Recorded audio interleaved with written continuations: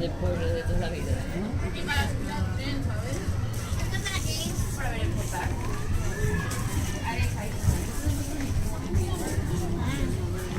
Mira, un señor pescando. ¿No ves que se ve la...? Sí, se mueve la caña.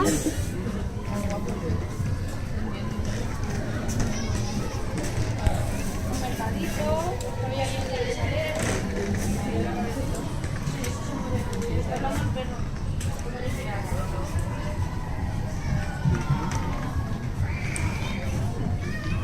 Un señor haciendo alfombra.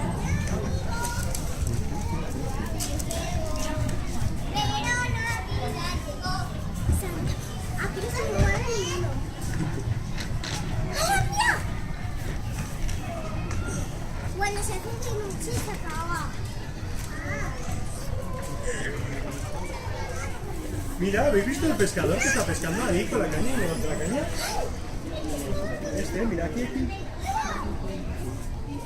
Levanta la caña y todo. Para pescar. Ven, ya lo he visto, ven, Alejandra. Señor.